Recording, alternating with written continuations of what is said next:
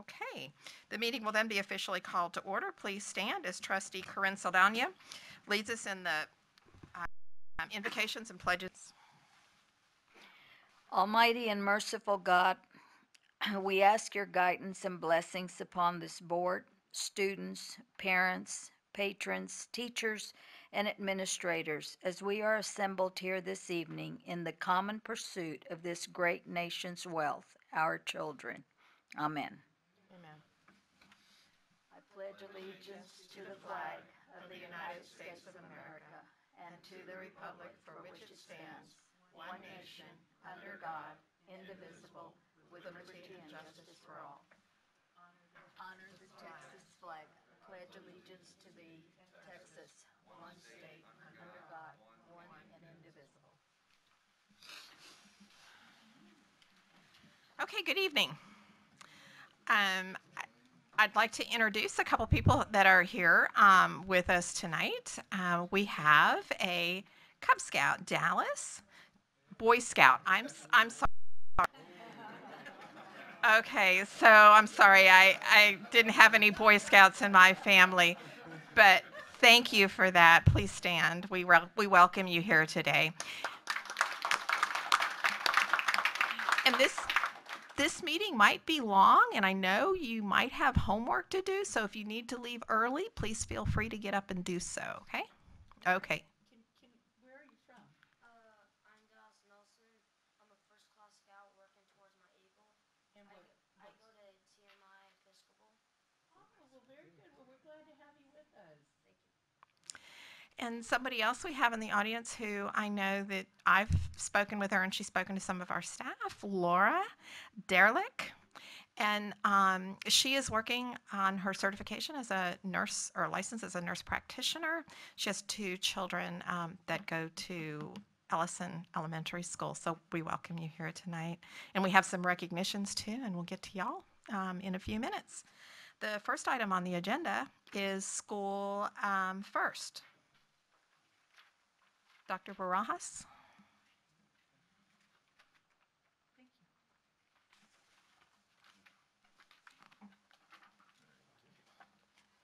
Good evening. I'm a little short. Good evening. We are here today to present Northside's 21-22 School Financial Integrity Rating System of Texas in public meeting, which I will refer to as School First going forward for short. Thank you.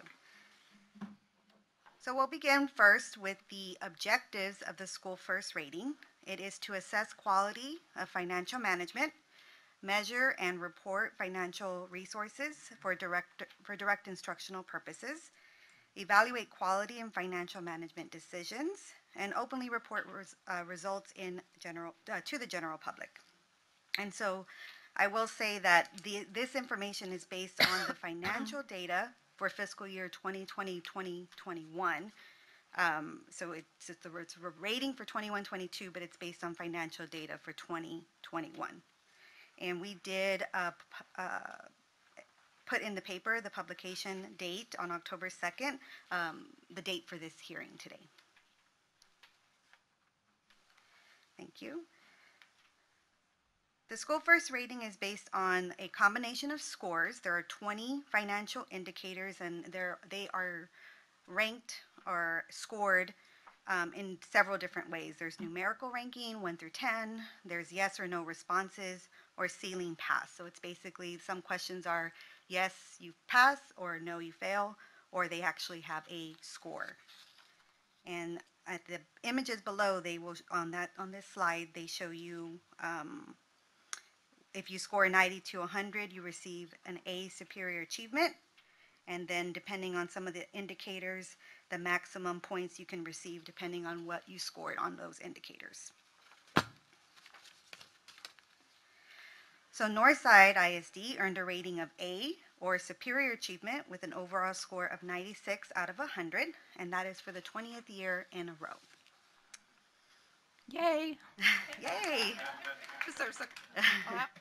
So on the table on the next slide, you can actually see what that 96 score looks like compared to prior year.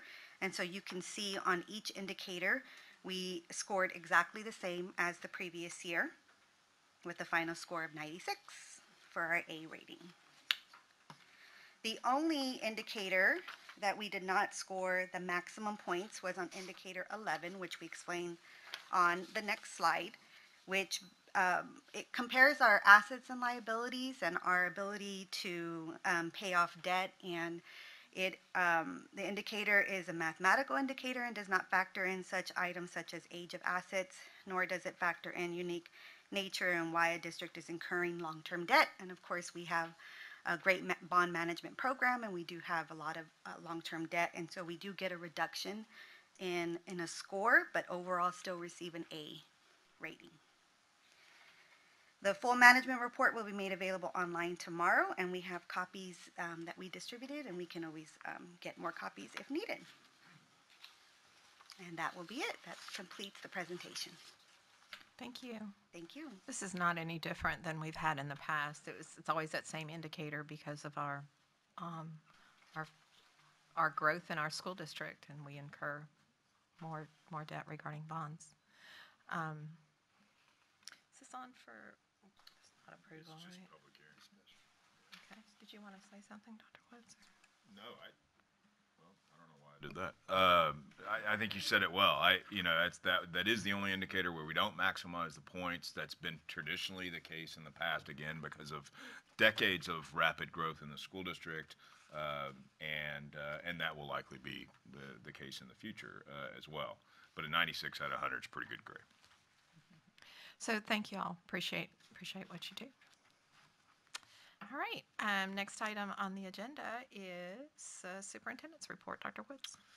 Yes, ma'am. Let me pull that up quickly. A few things to report to the members of the board tonight. As you all are well aware, the Texas School Safety Center has been doing audits of exterior doors in school buildings around the state. We have had a number of schools that have been audited. We were told that more will be audited this month and likely more in the coming months. And we will actually visit with the board in closed session about the results of the first 6 or 7 that we had in September. And that may become a recurring agenda item in our closed session time together. Was asked to do a couple of things in association with the MASBA conference recently. We actually hosted the group in a presentation on CAS Teach, which I know some of the members of the board got to see that, and listening to those freshmen in high school talk about their program and why they were there and why they wanted to get into teaching was probably one of the most inspirational things I've seen in a long time. And the members of MASBA that were there with us really enjoyed that. Then on that following Saturday, I was on a panel and spoke to the group, very enjoyable, and told them I'd be happy to do that again. So just wanted to make a quick report of that. A number of us who are cabinet members got to recently attend, some of us virtual, most of us in person, a promotion ceremony for Lori Jones, who's sitting in the back there. And what y'all know, I think, but may not realize the full extent of her success. Lori is a reservist in the Air Force. She was active duty, and she's been a reservist for a number of years. And she has recently, in the last couple of years, been promoted to a full colonel, and then more recently, just very recently, been promoted to brigadier general. And she is actually, I'm told, and Lori, you correct me, I think I'm right about this, she is the first member of the reserves in the cybersecurity division to be promoted to general in the country. Wow. That is amazing.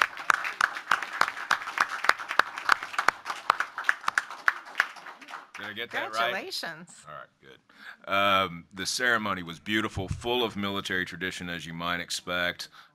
Really nice to see Lori's family able to be there, members of our church community able to be there. It was really, and a lot of Northside folks also able to be there. It was really, really nice to see. So congratulations to General Jones. We're not quite sure how to treat her when she comes into the cabinet. Exactly. Also recently, and I know a number of you were able to attend, one of my favorite events of the year that we're now back to doing is the Museum Association's luncheon for Northside retirees. Absolutely enjoyable event. Love that group. Very active group. Want to stay informed, want to stay active with what's going on in the school district now, what's affecting teachers and students, but also obviously what's going on with teacher retirement and issues that impact their bottom line. And so it was really nice to be able to spend some time with that group. This past weekend got to, well, let me back up a little bit. So in the last year or so, the sport of water polo has been moved to become a UIL sport. And that means the full gamut of playoffs and all those things for teams that qualify. And last weekend got to watch some of the regional. We actually had 3 teams qualify for the regional. Stan, you may have to help me. Brandeis girls,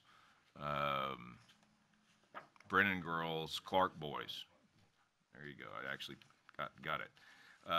And Stan and I both got to go watch some. The Brandeis girls actually qualified for the state tournament, which will be held here in San Antonio, and that is this coming weekend. So that's also very exciting for them. In the next couple of days, Wednesday and Thursday of this week, we will actually host, along with the Texas Association of School Administrators, a group called Future Ready Superintendents Leadership Network. It'll be just over 200 school leaders from around the state of Texas. And I want to thank Janice and her team, Diana Ely, a big group of folks, Ray and his team, for putting together what looks to me like an absolute show-stopping program for the next day and a half, and really look forward to welcoming that group and learning with them tomorrow. So with that, let me transition to video moment. We're going to take a look at Warren High School's athletic film crew. It's practice time for the Warren High School football team. And while the Warriors work on their plays, another slightly lesser-known team is working behind the scenes. A crew of just over a dozen students. Together, they are the Warren Athletic Film Crew, created by high school junior Dio Trejo. It was just 4 of us that started with filming football. We started with our own equipment. We picked up our own camera one day and we said, let's take action shots. Let's go and actually take pictures of our players. What began as a small student-led project headed up by Dio, there you go. And there's the kick. Would eventually expand to what it is now. The school even kicked in some of their own funds to buy the crew some new gear, like this cool drone. Working together, this dedicated group of students show up for every practice and every game, filming and taking photos that will eventually help players and coaches to improve their game. Hustle back, hustle back, hustle back, hustle back. Head football coach Josh Littrell says having access to this type of footage is a game changer for the team. Good, right there, bam. Right but there. It's always been a challenge finding someone to consistently do the work. We came back this fall camp and all of a sudden he had a 15-man or 16-man roster and he recruited all these kiddos, you know, and he's got schedules and everything, and it's been like, it's amazing. Never lose, never choose to. The film crew also creates promo videos for the team. To be sure, it's a lot of hard work. They use their individual time, their free time, to stay for practices every single day, to come out and film our athletes here on campus. It's definitely a challenge. I would say it would definitely fall under that. But on this field, these students find purpose and a sense of belonging. Because what it's doing is it's involving more kids, getting kids, you know, from sitting in home and being out here, and even though they're not playing football or playing sports, you know, they're doing their passion. And for Dio, it's just a little more. During the summer, my father passed away. Coming here, working with this team is helping him through the worst of it. I feel like if I wasn't doing this, I would be in a dark state where I wouldn't want to be. When Dio thinks of all he's done here, this team he's built and the work they do, he can't help but smile. I'm very proud of myself because I'm gonna be able to say that I helped others. It just makes me happy. Thanks for watching this video from Northside Media Productions. Northside is San Antonio's premier school district of choice. Yeah, just speaking as a former high school principal, isn't it interesting how students choose to get involved in the school, right? And sometimes in traditional ways, and sometimes in not such traditional ways, and they're providing a service to the campus. So that's a really neat idea. So, Mrs. Freeman, that concludes superintendent's report. Okay, thank you, Dr. Woods. Board members' reports? Anyone? Yes, Ms. Saldana? I too mimic or think about what Dr. Woods just said, because one of the things that I was going to talk about today has to do with all these teachers who are teaching, but then they do something beyond. They are band directors, they're pep squad sponsors, they're cheer sponsors, just ROTC. They're a lot more than just teachers. And I'm so grateful because I have gotten to watch so many bands, all the bands from Northside, all of our football teams, all of our cheerleaders, all of our dance team, all of our pep squad, ROTC, because I love going to the games. And so when I go, I'm there to see a bunch of kids. So I have seen hundreds of our kids. And Mr. Lang, thank you for what your coaches do. And I know that Elizabeth Lopez and others are dealing with other parts of the athletic program, but all these kids are being involved. And it's because our teachers are willing to give up time. They don't, a lot of times they don't get paid for it, and if they do get paid, it's not a whole lot of money, but they're there because they love the kids. And Dr. Woods, you're right. These high school kids getting involved this way is awesome. Also, yesterday we were fortunate to have the Parade of Nations at Colonies North, and those kids are just adorable. It was so much fun to see 30 countries represented and 20 languages spoken on just that one campus. So then I stopped into the library, and they had all these pumpkins that were decorated. The kids had gotten to choose what their favorite book was, and they decorated pumpkins. And let me tell you, it's a good thing I wasn't a judge, but if I had been a judge, Nemo would have won. It was an adorable pumpkin. I also was fortunate to go see the Ag in action at O'Connor High School. Principal Bolkin, thank you for what he does with our kids in agriculture. It's absolutely amazing. If you've never been to Ag in action, you need to go one year, because it really shows you what our kids are doing in ag programs, and we're grateful to have that program. NEF grants, I got to deliver apples to first-year teachers, and that's always a lot of fun to see their faces when we walk in with this apple. And so that was fun to do. And then the retiree luncheon, of course. And some grant money, of course, yeah. Yes, and of course the grant money, when they're told, don't lose this envelope because there's a check in there, they really light up then. And then I was at the retiree luncheon, and that also a special program that Northside has, and that I am fortunate enough that I get to attend every year. So it's been a fun month. Thank you. You get to attend as a retiree as well as Yes, a trustee. yeah. So that makes it double special. Anyone else? Missing lights. Ms. Chumley? So I want to piggyback on what Dr. Wood said about our water polo. That is extremely exciting. So if there's anybody that needs something to do on Saturday, please go out and cheer on our girls water polo team. They play at 10:30 at the Josh Davis, which is the Northeast ISD Stadium. And then if they win, which I'm not even going to say if, when they win, they will play for state at 4 o'clock on Saturday. So if anyone has time, I would really highly recommend that they go and watch them. Water polo is such an interesting sport anyway. It's exhausting just to watch it. So kudos to our kids. I wanted to add a thank you to Chad Bolkin and all the ag teachers, but most importantly to the kids. Oh my gosh. Ag in Action, I was amazed at the presentations that the kids did, and the elementary kids are just amazed. And it was really, and I have to say, the pig presentation, they still kept the pigs are the best, the pig people are the best. So, and you'd have to know the stock show background for that. But anyway, it was just really good to see them. And the presentation I think that was enjoyed the most was the baby chicks. Watching the kids hold the baby chicks, anyway, it was just really exciting. So I want to send out a big kudos to all those kids that were involved and those teachers as well. And then hospitality, O'Connor Hospitality provided us lunch, and that was very nicely done. So a big thank you to them as well. We had our safety committee meeting.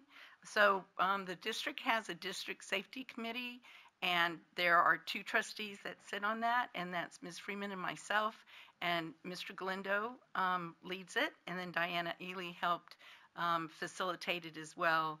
And I wanted to thank all of the individuals that serve on that committee, because we had teachers, we had parents, we had students, administrators, our police officers. It was just a really good conversation in relation to the safety measures that are taking place on our campuses. And I want to thank Kelly Rosti. She is sitting in the back. She's our governmental relations person, director, I think, I guess. But Kelly is at everything.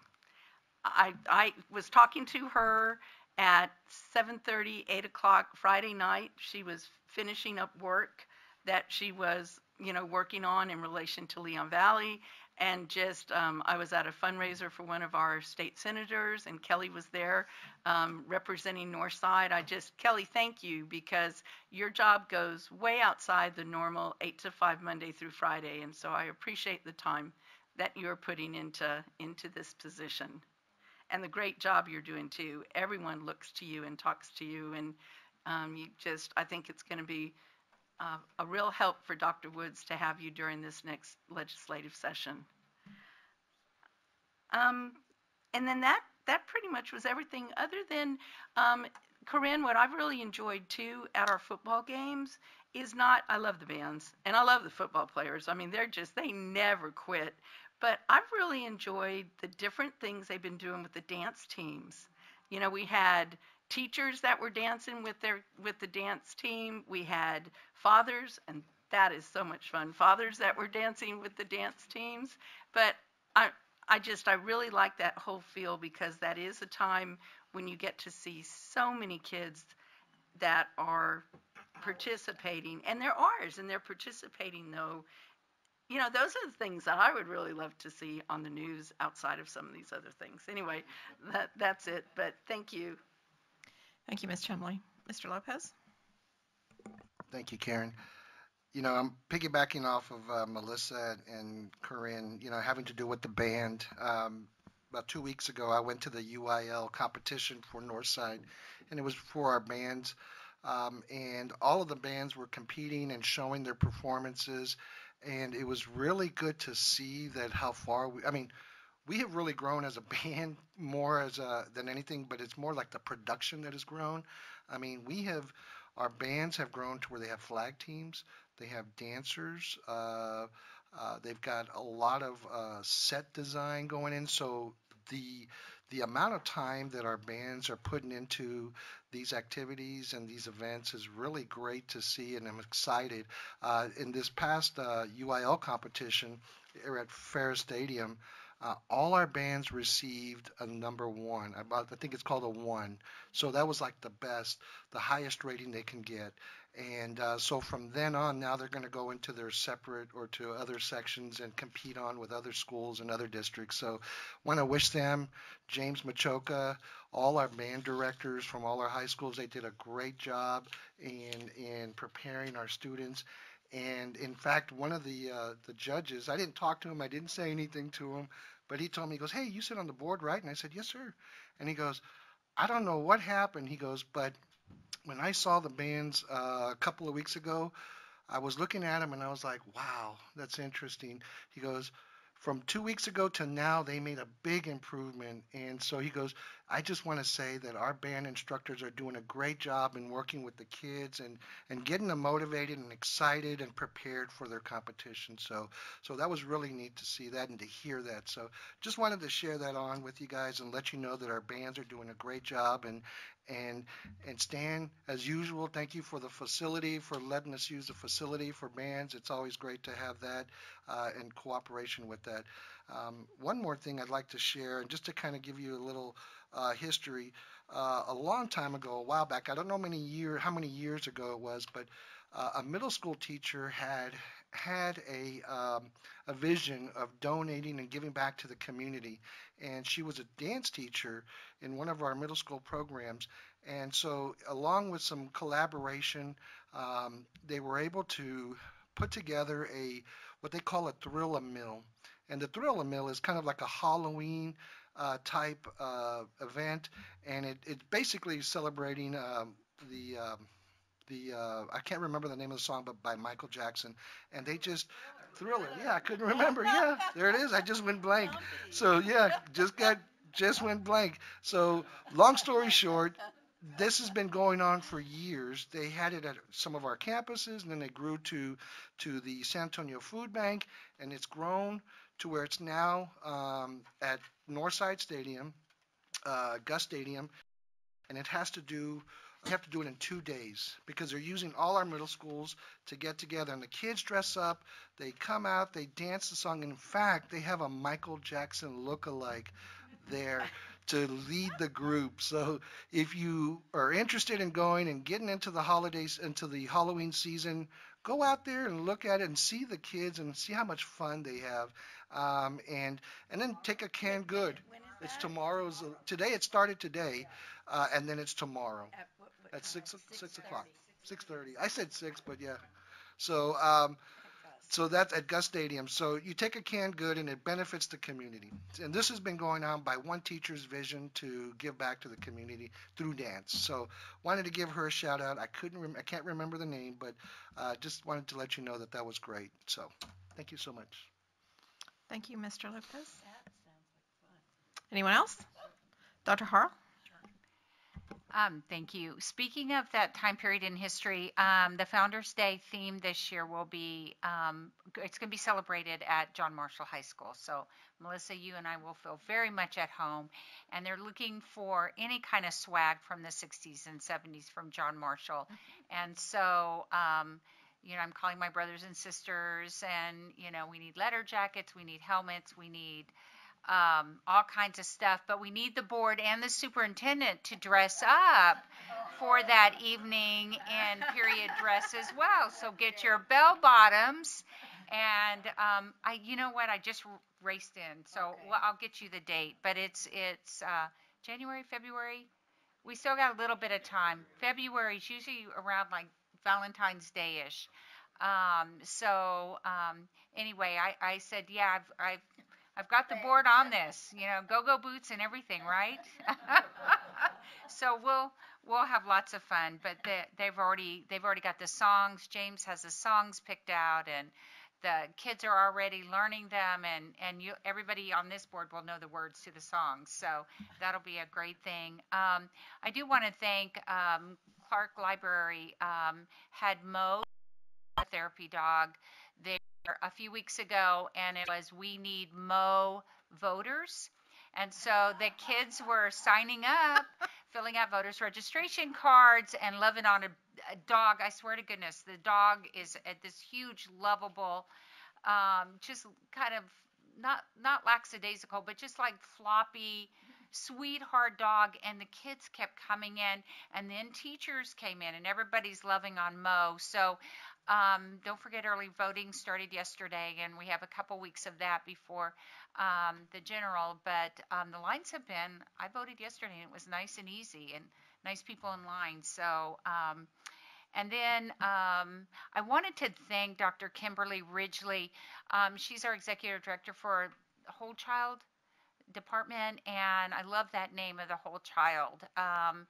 Because she does it so well in all kinds of ways. And I'm part of a Bear County group called Integrated School Support, and they're mainly folks from like Clarity, Ecumenical Center, Bereavement Center, Communities in Schools, T-Chat, UT Health Science Center. But anyway, a lot of folks like that, a few educators, and just a lot of community leaders, a couple legislators, but they're all focused on mental health care of kids in San Antonio and in Bexar County.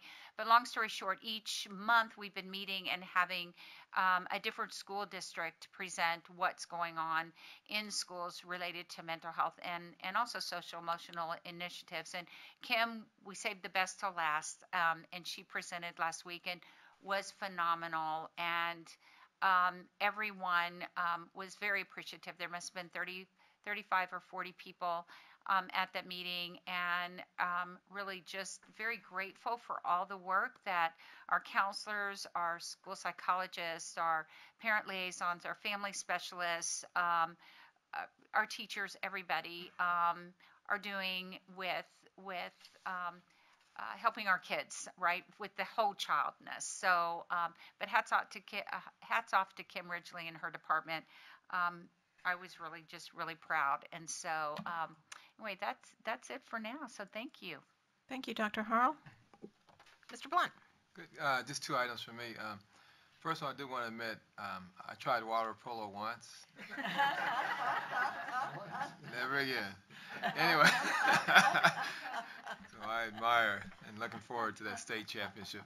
The other one I had quickly was I attended a metaverse conference in the Austin area, and it was just fascinating. Something about hospitality. This one was focused on virtual beings and hospitality. It's just fascinating, all the technology that we talk about, to see how it is all integrated together, and the challenge that it presents with AI, with virtual AR, VR, with 5G, so all the things that we're hearing about as emerging technologies. Actually see it put in application. The challenge that I sort of put to everybody was, how do we bring that to the classroom? Because I think that would be extremely impactful on how you do that. So some took that up, because that's where things are really going in the future. So just wanted to bring that up to the board. Thank you. Thank you, Mr. Blunt. I just looked. Founders Day is February 2nd. So just for the record. Okay. And I just had to talk about the Los Reyes Elementary School hosted a STEM magnet fair one evening a couple weeks ago. And they had their own, all of our elementary schools, if you don't know, have STEM labs. And they had all of their stuff out for the kids. It was really well attended with that. The school is situated in a neighborhood, which is really kind of nice. A lot of people came, a lot of the parents. And we had other schools that attended as well, including our middle school magnet schools. And that's really great, because some of those kids get to see what's going on at our middle school magnets, and if there's something that piques their interest, they might look forward to that. But that was a really cool event. And Ms. Chumley, I got to tell you though, I really enjoyed the cow demonstration. And just real quick, so there was a gentleman there with the cow, and the cow is secured on a platform, and these little third graders were sitting in front of him, and he was talking to them all about the cow, a lot of puns, and he kept on. He told this one joke though. He said, so the cow has two sides. It's the front side, and what is the other side? Okay, I can't tell a joke. But as soon as he said that, he grabbed the udder and he started squirting the kids with the milk. It was absolutely funny, and the kids had a great time. I just had to tell that. So that was my favorite part. Okay, so that concludes our board members' report. And for that, we're on to recognitions. Do we stay here? Yeah, we'll go down to the front. Okay. And we'll turn it over to Mr. San Miguel.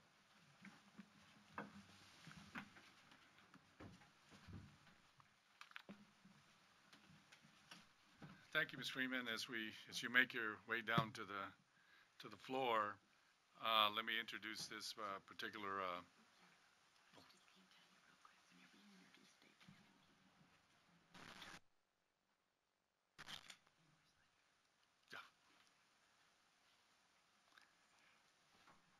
It's my pleasure to recognize members who have served on the 2018 Bond Advisory Committee and who are leaving us.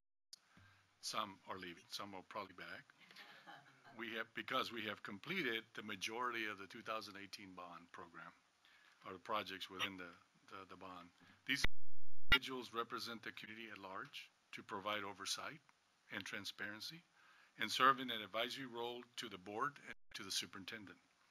Hours of work and expertise are invaluable to us to make sure that the district continues to spend bond monies judiciously, ethically, and in the best interest of our taxpayers. And at this time, I'd like to ask each one of them to come up to be recognized by the board. So if you give me that little card there. Ms. Angela Barino Den.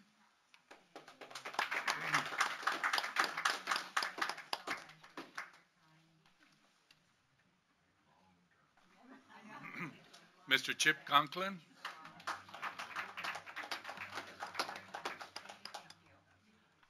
And a stranger to all of us, Mr. Dave Gannon, who is also a great supporter and has been with the bond program for a long time. Also a mentor to our kids over 20 years.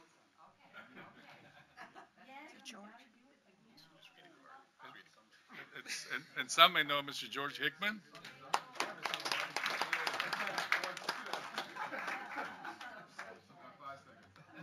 Ms. Kathy Hill.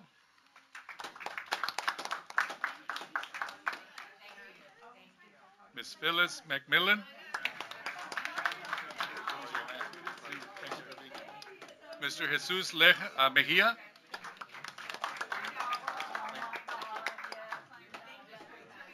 Mr. Randy Smith. Mr. Daniel Walker. Did I miss anybody?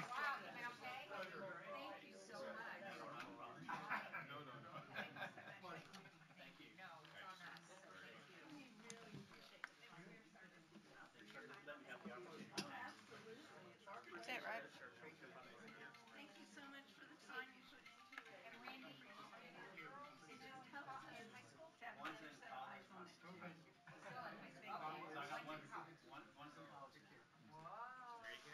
Just started. And needless to say, these individuals have helped us tremendously, especially when we're asking for advice on various types of projects, things that we want to do, things that make our schools safe and secure, but also the proper learning environment. And so we're working on the 2022 bond. So shortly, we'll be giving you that information as well. So thank you. And thank you.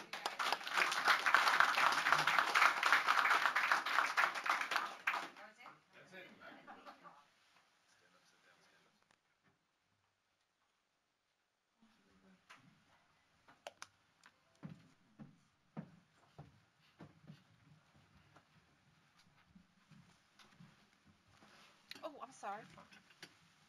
Crush the superintendent. So I will say that Citizens Bond Committee members are compensated in a way similar to trustees in that we do feed them when they come to a meeting, if they're in person. If they're online, sorry, but the biggest gift we can give you is to invite you now to go home, if you so choose to do so. And thank you again for all of your service. I mentioned to Mrs. Freeman, as several of these folks that we recognize are coming up, a lot of these folks have done this not just for one bond cycle, but for many, many bond cycles, and we are very grateful for the dedicated time and effort they've given us. So thank you all. Yes, thank you. Y'all have a good evening. Thank you. And while they're leaving, I forgot to mention, I know Dr. Harrell beat the pavement coming here from Austin. It's amazing you made it in the time that you did. That's a real treacherous trek. Oh. Oh, just let him come sit underneath you. Just let him come sit underneath you. Yes. And Mr.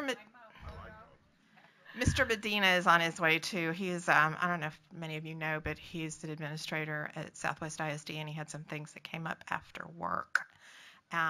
in his administrative duties, so he'll be joining us shortly. The next item on the agenda is citizens to be heard. We believe citizens to be heard is important and meaningful, and we will listen to what you have to say. We value your opinions, although we were restrained by law from taking any action. We ask you to please address your remarks to the board, confine your remarks to a North Side policy or practice, limit your remarks to 3 minutes, and then at 3 minutes you'll be asked to wrap up your remarks. Our board secretary, Ms. Saldana, at the end of 2 minutes will hold up a yellow card, and you'll know that you need to wrap things up, and then at the end of 3 minutes, when your time is up, she'll hold up the red card. We ask you that you please do not make any personal attacks on individuals. Dr. Woods, the first. Kathy Martinez.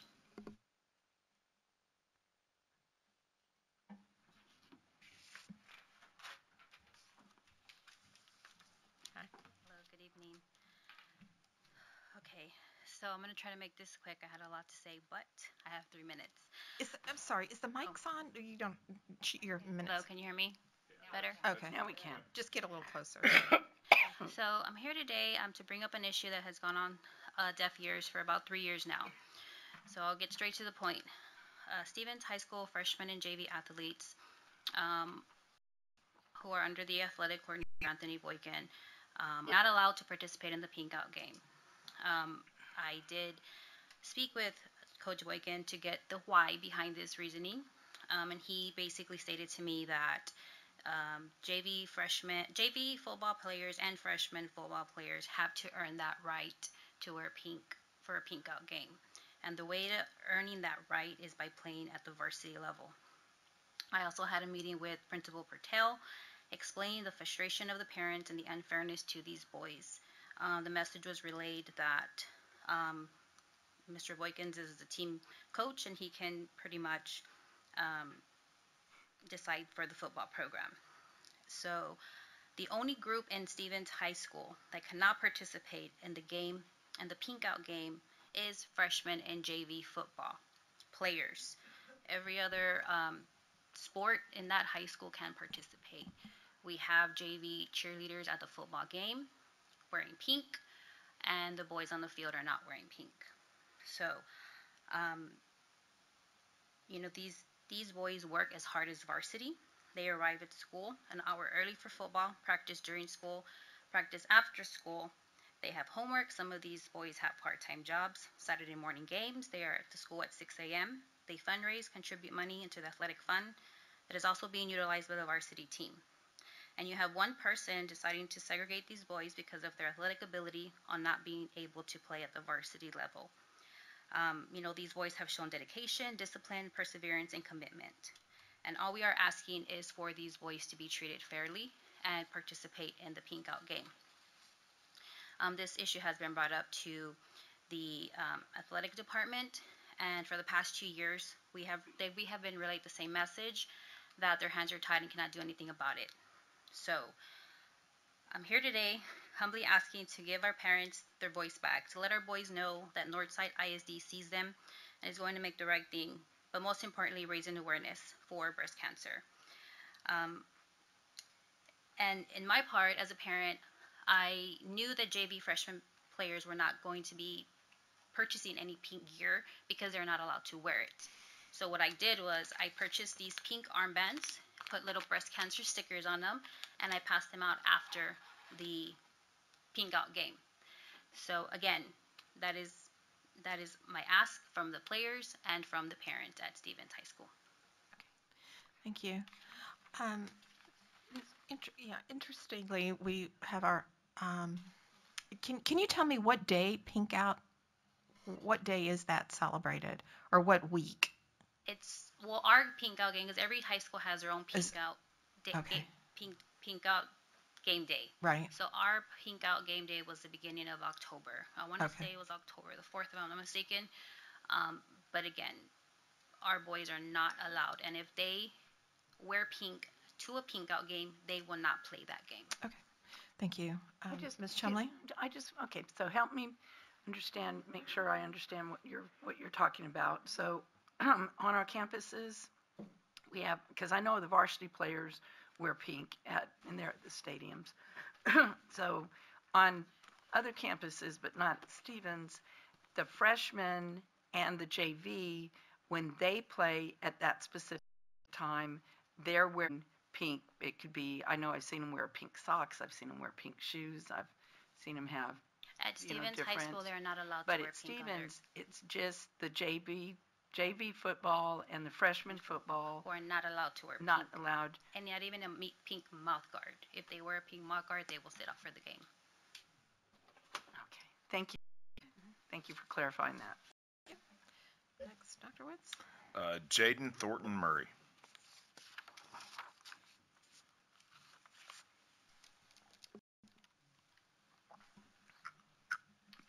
Before I present this, can I give this folder to you, Ms. Chumbley?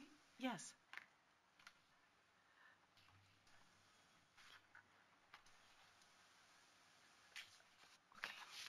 Good evening. My name is Jaden Thornton Murray Garrigan. I'm a junior at Harlan, and I stand before you this evening so you can hear another side of the story. About the story that your impact have on myself and a few other students. My mom has worked for the Air Force as a Department Defense civilian for the last 21 years. She couldn't be here this evening to support me because duty calls, so she is serving at another base for the next 4 months. It is my dad, brother, and I holding it down while she's away. As a child of the military community, we've moved around the country and dealt with change my entire life. We even had to wait for my mom to return home from deployment while living overseas. I know you're thinking I should be used to moving and adjusting to a new environment every 2 to 4 years, but the truth is it hasn't gotten easier, and especially harder because I will be a senior next year. That is why I came here tonight to humbly ask you to please reconsider your policy. The issue is that I would like the opportunity to try out for varsity. I am what the NISD considers as an administrative transfer student. However, I have always attended Harlan since my freshman year, so I don't understand why I would be considered a transfer student. According to the dictionary, transfer means to place to another. I truly know what transfer means because I've been doing it my entire life.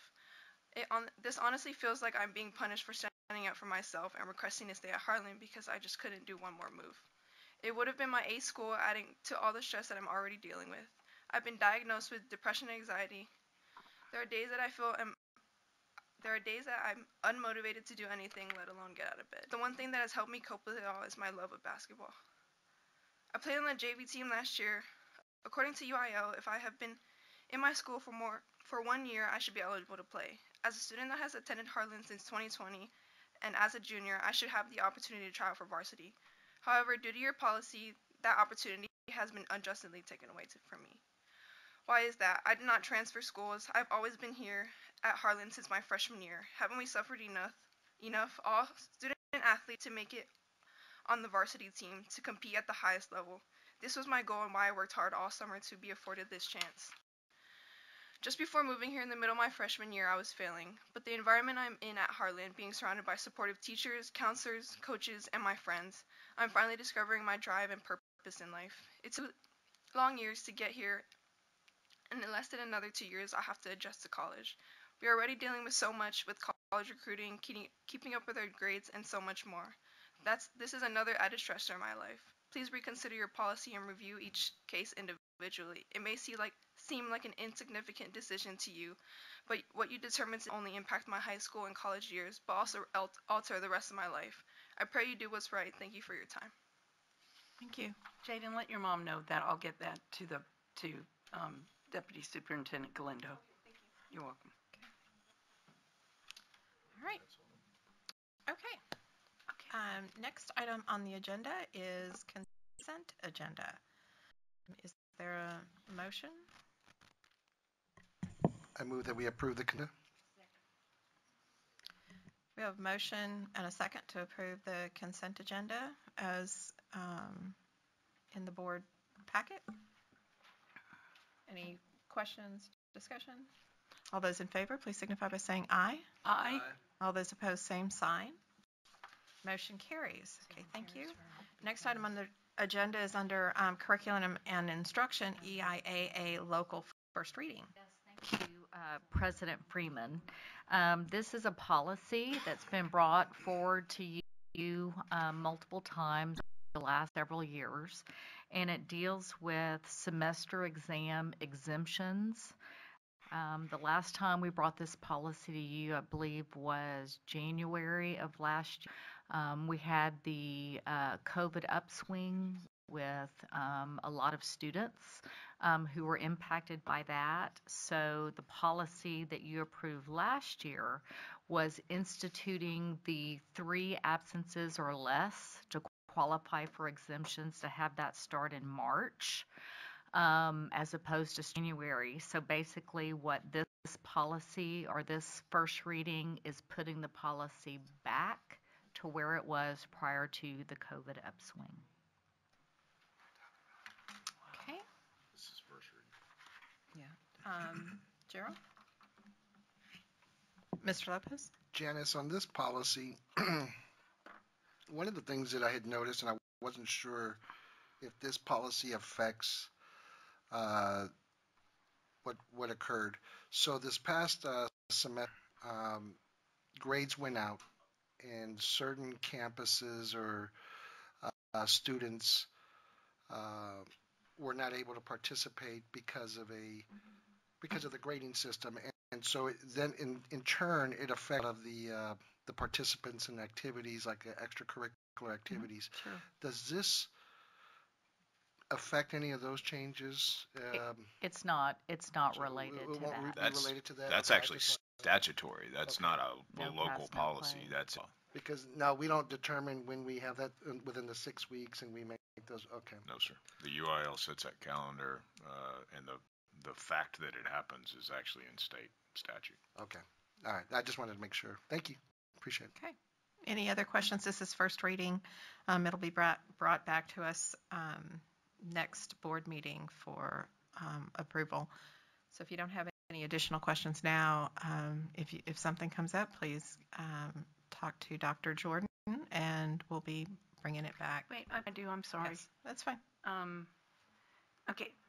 Janice, why are we taking out if the course is a full year course, the student must have passed the first semester? Because we put in all kinds of credit retrieval that we didn't have before during the school year. So we have credit protection at the middle school level of students who are taking high school courses.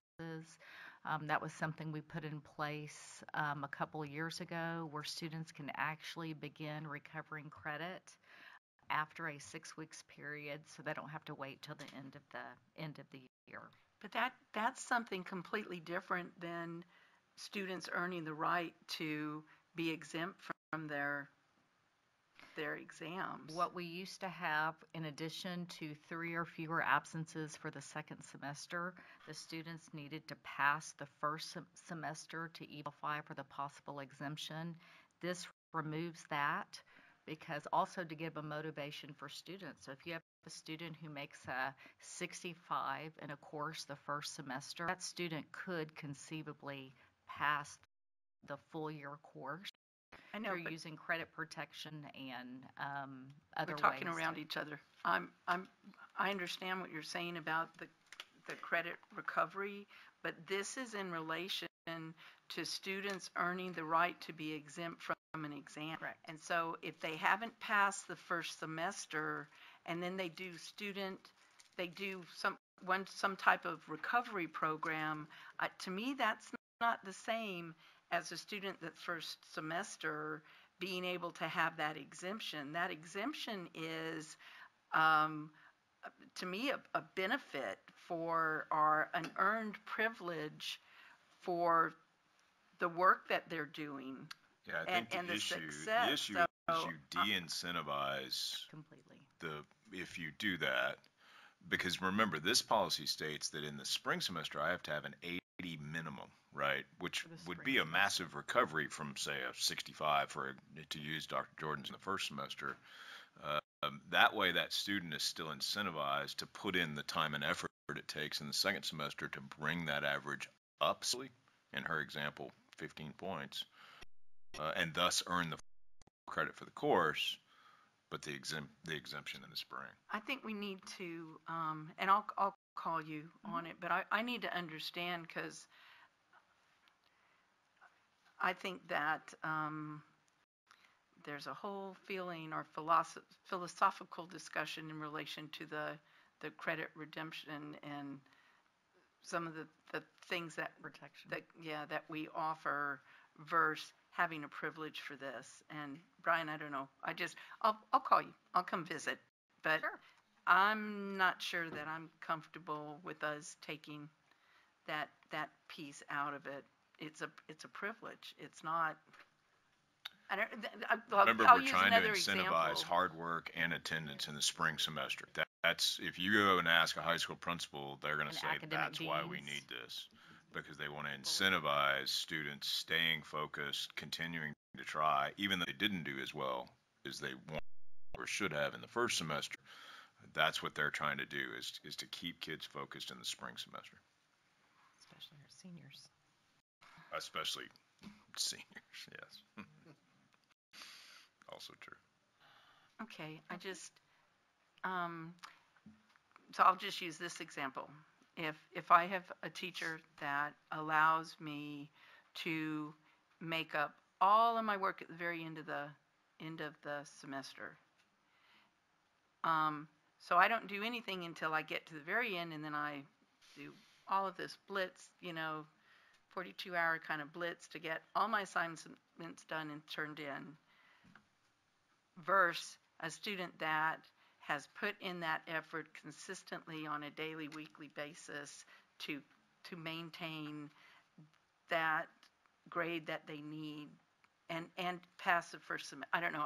Yeah, I think we could I think- debate mastery learning I all think night there's long. just a difference. Ron. Yeah, I think we just have you're right, it's a philosophy difference. Again, if you go to those practitioners and you say, tell me what the goal of this policy is, they say continued hard work in the spring semester. But we've had that portion of this for the whole time that we've had policy.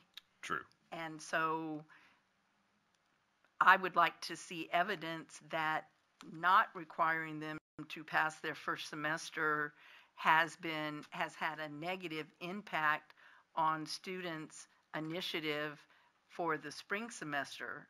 I guess, Brian, I'm not sure I'm comfortable with this, because I'm not sure what's driving us taking that out. This has always been our policy for a long time, and the reason that I may feel a little stronger about this than others is because I remember the debates and the conversations that it took in relation to the C back 28 years ago, because this first came up when I got on the board in '95. So I just would like for us to just think about that piece of it. And I really would like, Ann and Janice, I will get with you. Sure. What is driving us taking that out when it's always been there? Because the goal is for the student to pass the course at the end of the year and get credit. That is the goal, and what we know is students learn in all kinds of different ways. And we know that students can have an off semester. We have now some things in place, frankly, are the right thing to do, where the students can begin recouping what they've missed during the year instead of waiting until the summer. That is actually best practice.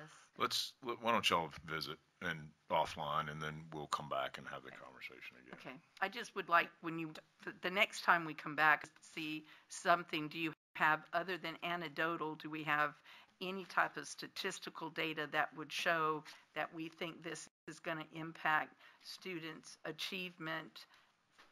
So just, if we can just come back. We can put it back academics. We had it on academics last week, and we can put it on the November academics again.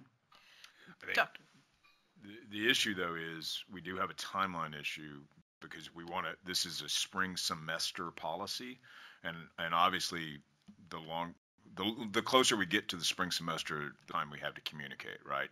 So that's something we're going to have to be mindful of.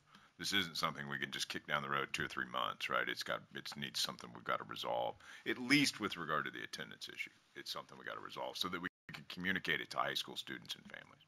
And I just, one last thing, so I had one of my sons was that type of student where he knew just what he needed on a GPA to get into Texas A&M.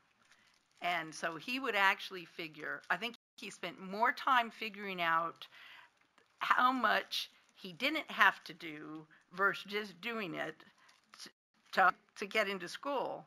And then he misfigured. So his senior semester in the fall, he misfigured by 2 points.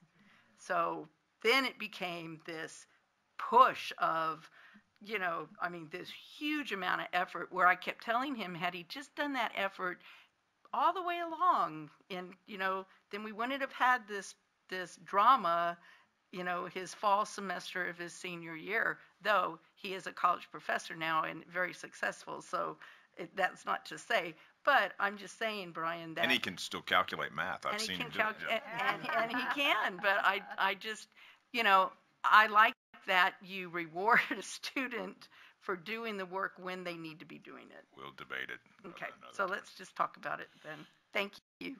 Dr. Harrell.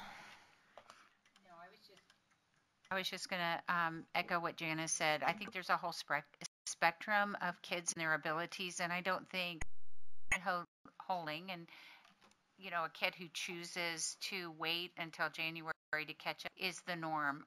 There's just so much that's going on with kids, and we have kids who are coming in and out of our they're English language learners, or they've experienced some sort of something in their lives, but really start cooking around December and January and getting into the rhythm of things and aren't choosing to fail. And they do put in the work, but they still are struggling grade-wise. That kid is not choosing to do that and to catch up. And I don't believe that kind of kiddo should be penalized. So I think we can talk about it again in academics, but yeah, we're on a timeline with this. So yeah. We can just bring it back and sure. Just vote it off, let the board vote it. As long as we get it done by September, but we really need to communicate by the end of the semester. I mean, by December. By December, yeah. Sorry. Yeah. Well, I lost track of what time of year. Okay, more to come on that. Next item on the agenda is under Facilities and Operations, the Agriculture, Science, and Technology Academy. Mr. Leroy San Miguel. Thank you. The item we have before you is a master plan for the Agricultural Science and Technology Academy at O'Connor High School, which has been commissioned to evaluate existing facilities and a plan for the future. It also includes the possibility of adding some additional programs. A presentation was given in the September 16, 2022 Building Committee meeting, and it was the consensus of the group that we needed to reevaluate. And thanks to Ms. Chumley, who facilitated a meeting for us to go look at a similar facility in Florence ISD, we had the opportunity to be able to look at the program, the kids in action, which I thought was very eye-opening for us, and understand better what the program would entail. And so as a result of that, the architects who also joined us are here to give a presentation based on all that information that we were able to gather. So we've got Sean Carlson and John Ritterman, who will be giving us a presentation.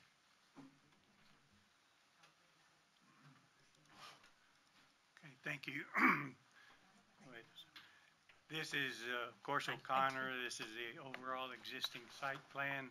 All of the ag facilities are on this side of the campus. I want to point out this existing grazing that's up here. We're going to be relocating that. It doesn't show up on all the slides. The next slide is showing the priorities. We have 4 of them. Priority 1 is a new shop building. Priority 2 is some poultry pens. That is where we're relocating the grazing area. Priority 3 is the admin and food science building. And then priority 4 is a greenhouse with a crop area. And we'll look at each one of these individually on the next slides. This is the new shop area, the existing grazing that's here. We have some new paved area for the shop where they can park their trailers. The new shop would allow drive-through provisions It replaces this outdated shop, which will be removed along with a couple of outbuildings. The biggest con with this is it will have to be done in phases. We'll need to get part of this shop operational before this is removed. Priority 2 is new poultry pens. The existing poultry pens are in this building here. They will be changed over to goats, and then the turkeys and chickens will be in the new barn. The relocated grazing will be moving to here. Keep going. Just farm animal We, jokes. we were we were into goats and chickens. Okay. With this grazing relocated down here, the students no longer have to take their animals back up through here, and that was preventing being able to use this parking lot that's here. So by doing this, now they'll be able to have access back to that lot. Okay. Priority 3 is a new administration and food science building, which would be a brand new building in the island around the bus loop. And it would have to have some tree mitigation, and we've got some drainage issues there. But it does provide a new facility for the magnet school and some visibility to the front. We have new parking for the building, and then the bus loop would be revised slightly to come back here. This takes away this bus drive at this point so that the Ag Building E has a little better access for the students coming over to this portion. We did look at an option of putting the admin and the food science as an addition onto E building, but due to its proximity on the campus and its visibility, it really wasn't the preferred option.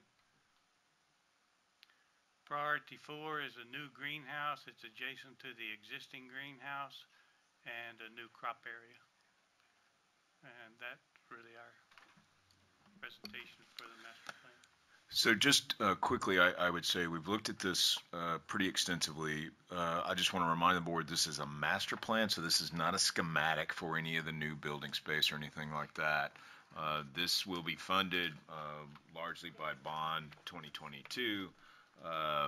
We did look, for those of you who are familiar with O'Connor, we did look, asked Alan and John to go back and look at extending the current agriculture building, which on that campus is Building E.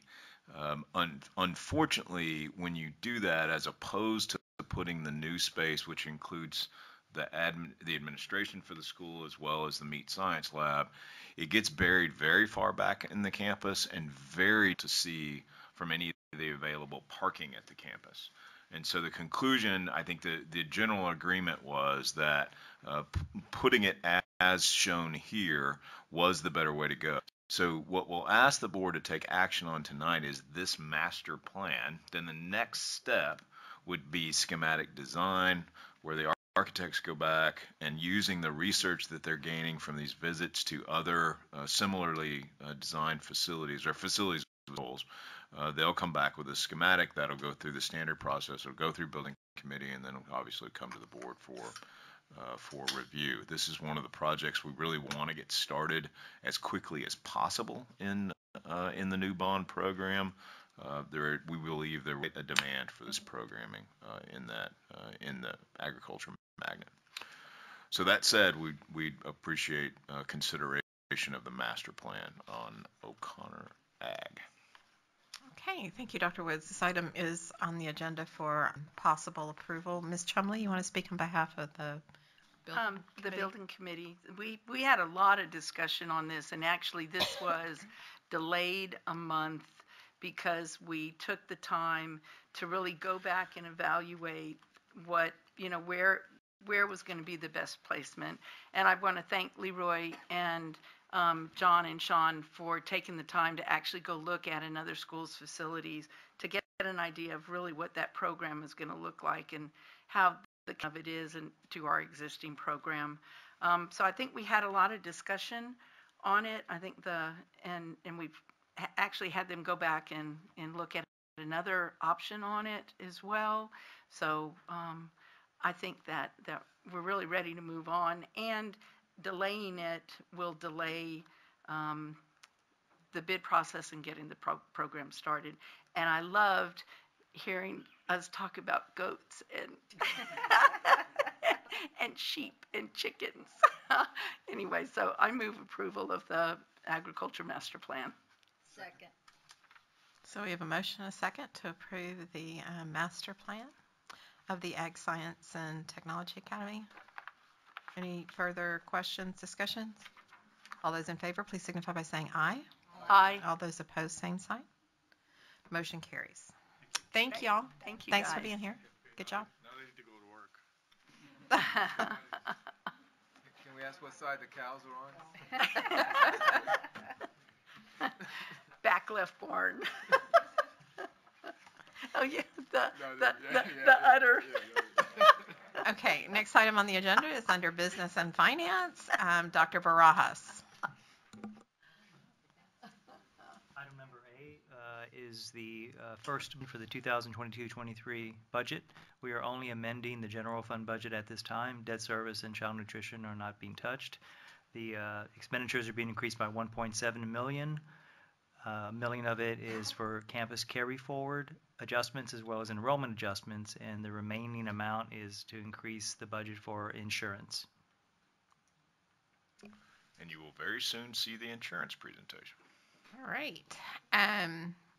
This came up in finance. Yes, ma'am. Finance committee. Mr. Lopez, would you like to make a comment? Yeah. I move that we approve the proposed budget amendment number 1. We have a motion and a second to approve the budget amendment number 1. Ms. Chumley, was this from before? It was. Please ignore it. Okay. Any other questions? All those in favor, please signify by saying aye. Aye. All those opposed, same sign. Motion carries. And as we roll down this long list, Dr. Barajas? We're actually going to pull item B, Mrs. Okay. Freeman. The attorneys wanted to make some tweaks to documents that we were supposed to attach, and so we'll bring that back to the board in 3 weeks when the board meets in November, assuming we're ready. So Okay. we're on to item C. Right. No, there's no time issue on that? No, sir. No, we're good. We're several months out from a need there. Okay, I'll preface items C, D, and E are all related. These are the 3 parameter orders that the board approves every October to allow us to go out and sell bonds, either new money bonds to fund the O'Connor projects and whatnot, as well as refund bonds that are available for us to refund to issue them at a lower interest rate. So item C is allowing us to, having the board approve us to go out and sell fixed rate debt. And we're asking for approval. The amounts for these 2 items are $483 million in new money. That would be the remaining 2018 authorization, as well as up to $200 million of the 22 authorization. It's an amount that gives us enough latitude that if we decided we needed more, we won't have to come back to the board. But those should be sufficient to get us through at least the next year. Okay. Mr. Lopez? So I recommend that I move that we approve what as recommended by staff. And this is, just to be clear, Mrs. Freeman and members, C. this is item, just this, we'll Item need separate C. action on each of the 3, so this applies to item C. Mr. Lopez. I'm sorry. Yeah, sorry. I move that we approve item C as recommended by staff. Second. Okay, and I asked this as we were reviewing the agenda. I asked this of Dr. Woods, and just to confirm, Dr. Barajas, so by our fixed rate and variable rates, they're still in the same proportion that we've always had? The variable rate is actually going down because we're defeasing some of that as opportunities come up, because it is a variable, meaning that when we go out, that we have either a 3-year call or a 4 or 5-year call if market conditions are such that we can actually defease a lot of that and pay off the principal, essentially is what we're doing. Okay, I have to think about that a little bit, that relationship, okay. We have a motion and a second to approve item C. All those in favor? Or any other questions? All those in favor, please signify by saying aye. Aye. All those opposed, same sign. Motion carries. Item D is exactly the same, but it's authorizing us to issue variable rate debt if market conditions suggest we should sell variable rate versus fixed rate, or a combination of the two. Same dollar amounts. I move that we approve as recommended by staff. Item D as recommended by staff. Okay.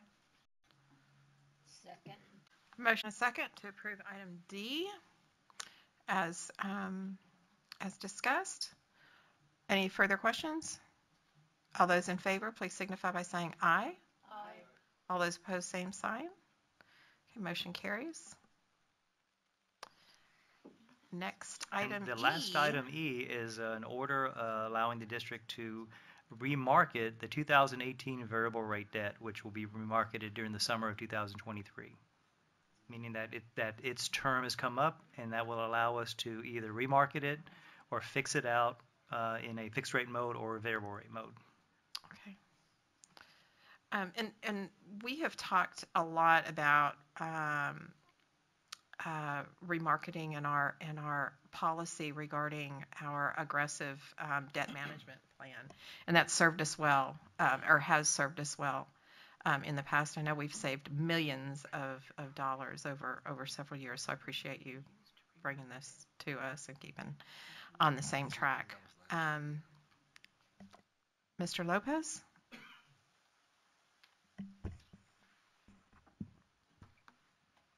Yes, sorry. That's right. I move that we approve the item E as recommended by staff. Second.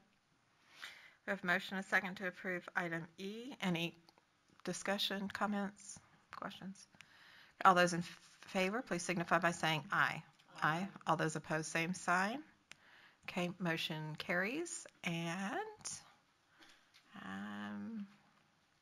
next item on the agenda is under Human Resources, Property and Boiler Machinery Insurance. That sounds real interesting. Always is, every year. Something you look forward to every fall. I know. Not that I don't like seeing Debbie. So good evening. Tonight we're asking for your approval on the 22-23 property insurance renewal. Currently our premium is $4 million. The coverage includes $400 million in policy limits with a maximum deductible of $5 million per occurrence. We continue to see the same barriers that we have affected our premium increases since 2016. Catastrophic hurricanes and other weather events throughout the U.S. and other countries are unfortunately impacting our renewal. We continue to poll the market, searching for a better quote. However, that does not exist. A few of the carriers that have written our policies in the past are opting out of commercial coverage in specific areas, Texas being one of those. Westchester, our current vendor, presented two options for renewal. And our recommendation is to select option 1, which provides us with the same coverage as the expiring $400 million in property coverage with $5 million maximum deductible on wind and hail per occurrence. All other coverage limits and deductibles remain the same as the expiring policy. The total premium for this year would be $4,806,586. Are there any questions? We did look at the other option that this group proposed, and it would actually involve the deductible risk on the deductible going up by 50% to $7.5 million per occurrence, and we had only a $200,000 savings per year. The risk did not seem worth, the additional risk did not seem worth the reward, and thus the recommendation. Okay. All right. Is there any questions? Is there a motion? I move approval of that as recommended. We have a motion and a second to approve the property and boiler machinery insurance as presented. All those in favor, please signify by saying aye.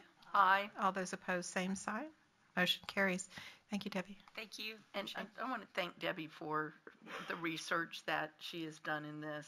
I really appreciate that you've taken the time to really try to find some other options and work with these carriers. Unfortunately, what we're seeing on the commercial side is what we're seeing on the residential side is carriers don't want to insure in specific areas. They want, to minimize their risk as much as possible. So I think you did a really good job. Thank you. Thank you. Okay. Next item on the agenda is under administration, the boundary proposal for Katie Reed Elementary School. So in less than a year, in August of 23, Wow. in less than a year, in August of 23, we're going to open elementary school number 82, which is named after Miss Katie Reed.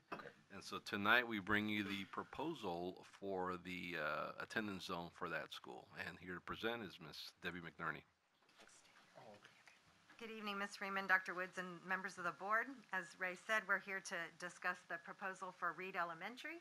Going to the next slide, there are a few simple goals in this boundary proposal to provide enough relief for Henderson Elementary to handle additional growth in that area, and then to give Callison the last bit of relief we can without touching or splitting the main neighborhood, the core neighborhood where that school is located. And so we'll go through, as we always do, I'll walk through details of the proposal, and then we'll look at what the effects on sending and receiving schools are. On the map that's here, you can see Reed Elementary is right here where that star is. Just to orient you a little bit, this is Henderson Elementary, and this is Callison Elementary. So these are the two schools we're looking at. This is Calabria Road. So over here is FM 1560. We're coming out. Here's Calabria Road. The gray area, that's actually Medina Valley. So we're right up against our district boundary. If you kind of follow this line right here, and come all the way along the district boundary and down here, this area is all part of Henderson, and Henderson, on the next slide I'll show you in a minute, goes further north. And the current Callison boundary, this is the Valley Ranch subdivision, and then we have this area right here, south of Calabria. So those are the areas we're going to be talking about. On the larger map over here, you can see Henderson boundary actually comes out this way. This is out towards Medina Lake. These folks travel FM 1273 coming down this way to get into Henderson. But here's Henderson again, and this is the Callison area. And you can see on the left-hand side that Henderson base day enrollment was just over 1,000 students. Its target enrollment is 800. And you can see the capacity with maximum portables on this facility's site is just about 1,067 students. So we're very close to meeting that maximum capacity. You can see below that the projection at the next year figure and the 5-year figure. So no explanation needed. We need to provide relief to Henderson. Callison Elementary, you see, was 1,186 students on base day this year. Again, it's a target enrollment 800 school. Its capacity with max portables is actually just under 1,400. We have the ability to put more buildings on that campus if we needed that. And you can see the projection at the next year and the 5-year figure is just over 1,300. Okay. In the proposal that we're bringing you for Reed Elementary this evening, the orange area is the proposed area. And if you use, again, Calabria, we used Calabria as a boundary, so tried to have a very clear delineation between those areas. And the area that would be from Henderson is this area right here, almost all of the red dots, right? This is the majority is the Henderson area. And the neighborhoods that are listed here, you can see Callison Multifamily number 1 is actually a project that will be coming in the future. It's not started yet. Waterford Park number 2 is a neighborhood that already is in existence. Number 3, Country Oaks Manufactured Home Community. Number 4, Alamo Estates is also an area that is up and coming. Aston Park is another up and coming area. Gramercy Village is currently building. Winding Brook is building. Morgan Meadow, number 8, and number 9, Bear Creek, are over here on the far side. These are under construction but don't currently have residents, but there's homes under construction currently. So this would be the area in the proposal out of Henderson into Reed, so everything south of Calabria Road. The area from Callison, this is the Valley Ranch subdivision where Callison is located. The only neighborhood left in Callison besides that is on the map right here, and that's number 10, the Cobblestone neighborhood. And then the area that's adjacent to that is actually the skeet shooting area, but that is in the proposal, so that we would take all the area south of Calabria Road. Okay. A If you look at what that looks like, the orange area that we took in the proposal that we just showed you from Henderson would be approximately 401 students next year and grow to approximately 738 students 5 years out. And you can see the one neighborhood from the Callison area, Cobblestone area, and we say area, there are a few rural kids in that area as well, just adjacent to the neighborhood. But we project 131 students next year, and that would be a projection of about 114 students 5 years out. And what does that do to the numbers that we presented? You can see the Callison numbers before, again, just over 1,300. The Callison would be approximately 1,184 students in this projection next year and just over 1,200 students 5 years out. And that's just the remaining Valley Ranch subdivision. In the Henderson before numbers, where it was very clear we needed to provide relief to this school, after you can see Henderson would be about 779 students next year. So very close to that target enrollment 800. It does grow to 1065 in our current projections 5 years out, which is above the 800, and we'll continue to look at that area as we open other schools and do boundaries. That is in an area we have many neighborhoods that are up and coming, still going and building in that area as well, and so as things will return to a more normal yield, maybe we'll be lucky and it wouldn't be quite that high, but we'll continue to evaluate that. The resulting proposal for Reed Elementary would have Reed opening just under 600 students next year, and then growing to just right at about 900 students at the 5-year figure. The considerations that we work with the School Boundary Advisory Committee on and we present to the community following your policy, neighborhood integrity. In this proposal, we have not split any Northside neighborhoods. The development, we've taken into account all the development information that we have. We've shared that with you, and that information is all accounted for in our projections. And as far as frequency of change, none of these neighborhoods would have been moved twice during their elementary years. So if you had a student that was at one of these schools, they would not have a second move. This would be their first move at the elementary level. And then the feeder percentages, this is a really clean one. Everything current, all of these areas currently attend Strauss Middle School and would continue to attend Strauss. We're not making any changes to the middle school or high school boundaries. This is just the elementary boundary for Reed, and no changes, but it's a clean feeder, which is a nice thing to look at for a change. One of the things we also consider is travel distances. So we try to give you a flavor of, from addresses in a few of the neighborhoods, what their current travel distance is to either Callison or to Henderson, and what their travel distance would be as they travel the bus routes that our transportation department would use. Currently, Cobblestone, from the address we selected, travels 1.9 miles to Callison, and it's approximately 1.8 miles to Reed, so it's pretty much a wash no matter which direction they're going. The Waterford Park area, it currently travels approximately 1.8 miles on their bus route to get to Henderson, and that would be approximately 0.2 miles, so a very significant improvement for that community. Another address in Waterford Park, because of where you can enter and exit that subdivision, it goes from 1.8 miles down to about 1.1 miles. And then Morgan's Meadow, which is some of the area in the bottom left on the map that we showed you, that's currently under construction. Those individuals living in that area would be traveling 2.3 miles to Henderson, and it would be approximately 1.8 miles to Reed. So in all of these situations, families will have a shorter travel distance. Again, you're pulling areas that are south of Culebra remaining in schools south of Culebra. So that's an improved travel distance. We always try to bring you alternatives considered, and we looked at many items, but one of the challenges we faced in this area, if we take any additional areas out of Henderson, we would be, and you can see on the map, right? We use Culebra. If we're taking any additional areas out of Henderson, it's areas that are going to be very close to Henderson and likely passing Henderson on their way to the new Reed Elementary.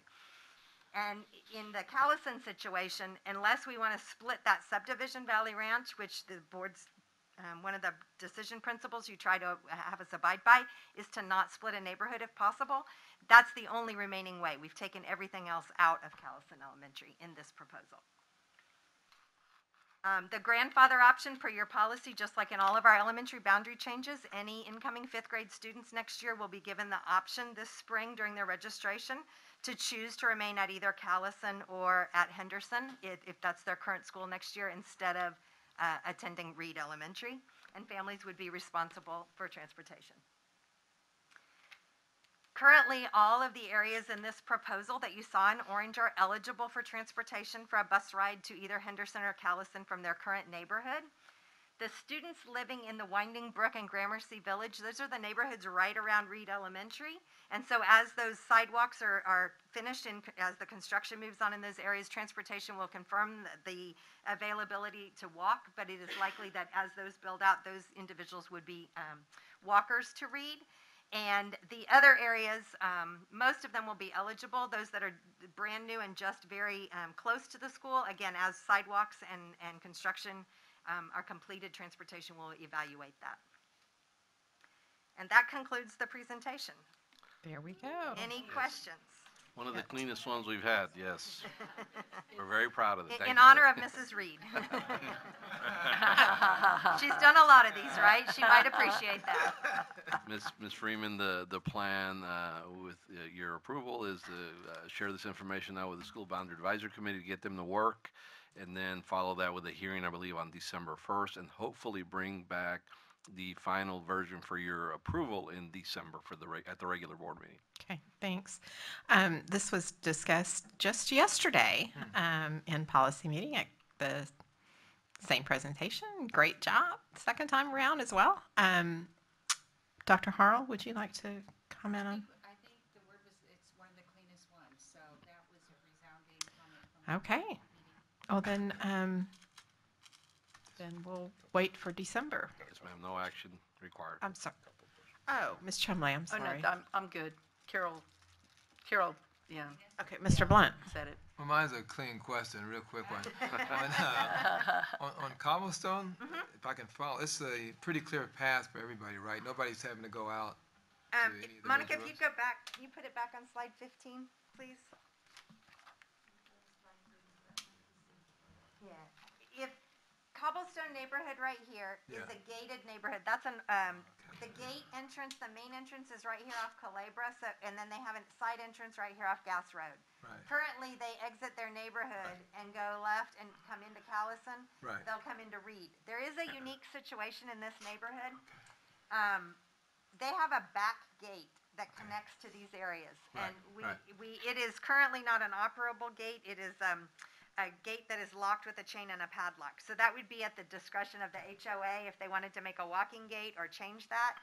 If they did that option, that community could literally come out the back and just through the neighborhood and right to Reed. Okay. But that would be Good up option. to the HOA. Okay, good. That's what I thought. Thank you. That's all I had. Okay. And we will be posting this information on the internet, and then we'll be notifying families, et cetera, very soon. Would you please, can we put it in Friday letter as to when the hearing will be, or the Yes, ma'am. meeting with the community? We'll add the Yes, calendar. ma'am. Absolutely. Okay. And it'll be at Strauss Middle School. Okay, thank you. Thank you very much. Thanks, Debbie. Thanks, Pam. Thank you, Dave. Pam. Thank y'all. All right, next item on the agenda is policy FDB, local first reading. Yes, ma'am. Ms. Freeman, Dr. Woods, trustees. So tonight we're bringing FDB local, which deals with student transfers.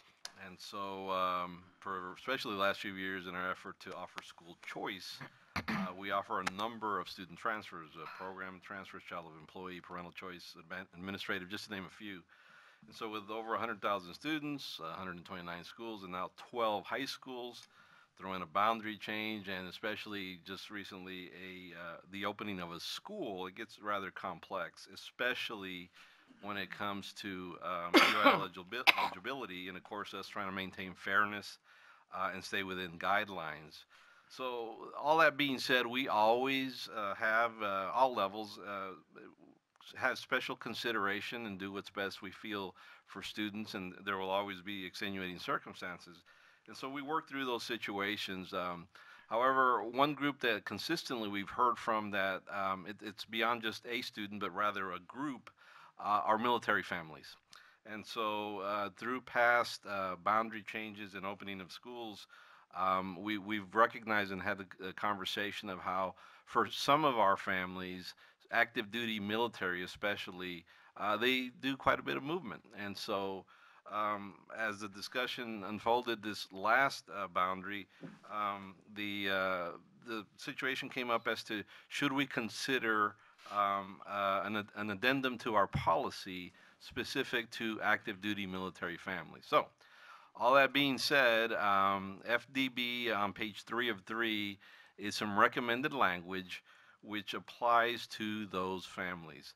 And basically, and I won't read it to you, however, what it basically, just paraphrasing, what this amendment would do is when a high school opens, and again, remember UIL eligibility being one of the drivers here, when a high school opens, if a child or a dependent of an active military family is affected, what this does is basically give them the option, because again, all of the movement that they do is to allow them to stay at that campus, especially in some cases where they're going to know they're going to move and have to go somewhere else within a year or 18 months. And so the addendum does include language that if they choose to do that, then subsequent to that, if they reverse their opinion, then that, of course, UIL guidelines will apply such that they'll have to sit out a year. But bottom line, this offers those families already who are very mobile to have an opportunity to have one less move, especially for high school students, which, as we know, by that time, relationships and everything else are established, and we want to acknowledge and recognize those families. So that's the language that you see at the end of page 3 of 3 of FDB. Okay. Dr. Harrell. No, we did talk about this at length yesterday, and on a personal level, moving every 2 or 3 years was tougher as I got older. You were right about the fringe you form, the organizations you're in, and so we were welcoming this. I did have a real quick question, though. The young lady that spoke at Citizens, what did she start out by saying that she was a child of a military family? So if she knew about this, would that apply to her and she could stay at Harlan? I mean, I don't know all the details, but was that an example of how this could be applied? That is an example, and the keyword details, we certainly will review the details for her and any others that Sure. if you as a board decide to adopt this, that we would review their paperwork, and then if it applies, then would act accordingly. Okay, thank you. Okay. Ms. Chumley? So I had a question on it, and I'm really glad Stan is here. So do we know us doing this and the impact from a UIL perspective, our approval? And so I think we should check that. And then in policy committee, we talked about, do we make this retroactive? Well, in remembering and asking about some of the boundary changes that, students that were affected by the boundary change that are at Sotomayor, I'm not sure if we want to, retroactive it or if we want to make it effective now. But Ray, can Stan speak? Sure, I can defer to Stan for that as far as the UIL eligibility. Right. Is there anything? Will UIL be? Stan, if you could come up here. Will UIL be okay with us making this kind of change? And does that then also say that this is where we are now saying it's, Northside has its kind of its own rule on some of this?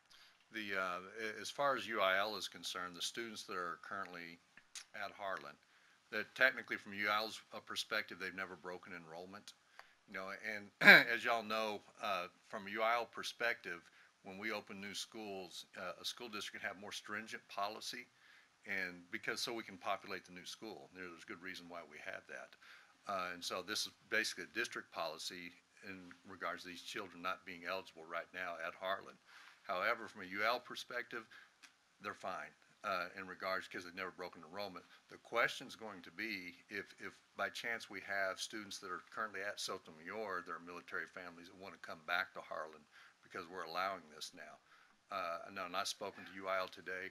They said we just need to, as we work through the policy, we need to work with them as far as verbiage, and there may be a possibility we can work around that, the UIL eligibility. But they want to look at our policy and then be able to have that conversation with us. Yeah, there's a whole host of both state and federal laws that that defers to active duty military on the part of school districts with regard to enrollment, with regard to trying out for activities if they move into the year. There's a whole host of statute here that we think we're going to be able to rely on if that were to be questioned. Yes, sir. And Dr. Woods, to that point, one thing they'd mentioned for all students in regards to that. And that True. Yeah. Right. So we'll Yeah. do Not that. just athletics, right? Correct. But any UIL activity, you know, Yes, fine arts and so forth. The other point I want to make, I wasn't sure I understood your question, Ms. Chumley. So the question as to do we know how many families could be impacted is a no. While we know the families that are military connected in any way, shape, or form, we don't parse out, and nor would the Department of Defense give us the information of how many are active duty, right? Because they could be federally connected to federal law enforcement, to a reserve officer in any way. The language that we've written applies to what we believe is a relatively small group of students, and this would only apply in the year that a high school opened. And so this would not be a common occurrence. We don't have a high school on the books to open in the near future. And so we believe this to be a pretty rare circumstance, but we do feel, as Ray indicated, some real empathy for this population of children, and feel like this is a reasonable exception to make, assuming we can get the UIL comfortable with it. And so, just to let the board know, what that young woman gave me is her mother's military information. However, she is deployable. She's deployed. God, Bobby, what is it? Civil service. She's deployed civil service, but she's part of a service members. Anyway, so that's why I gave that to Ray, because that may be something that is a question that we need to look at. The civil service part. Right, when we're looking at this. And so, I think and we will certainly do that. Right. The challenge I get into when we start talking about making exceptions is that Right. they actually are an exception, and rather than just a loophole, right, for folks to jump through. Because I think y'all know, when we open a high school, when we open any school, right, kids are happy where they are, right, and they don't want to go, and yet we can't have, in the case of Harlan next year, 4,500 students at that school. It's not built for that. It doesn't have the capacity for that. And so we've got to open the school.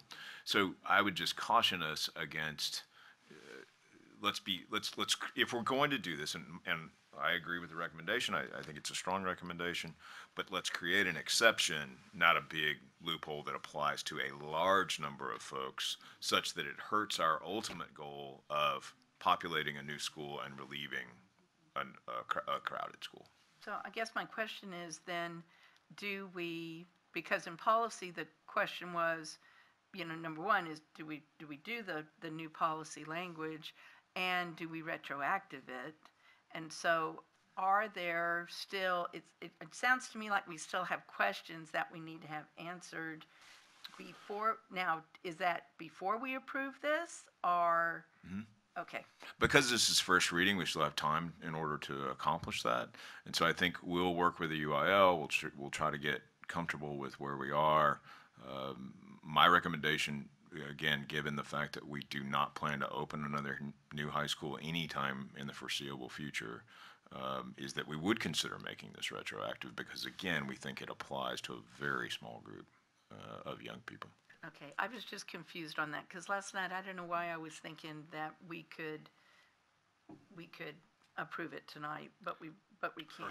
No, I think this is just first reading. This is first reading. We have one more month before we come back. And we'll talk with the UIL. We'll report on that. If we come back in November, we'll be ready to report on that. If we don't feel like we're ready, we'll wait till December.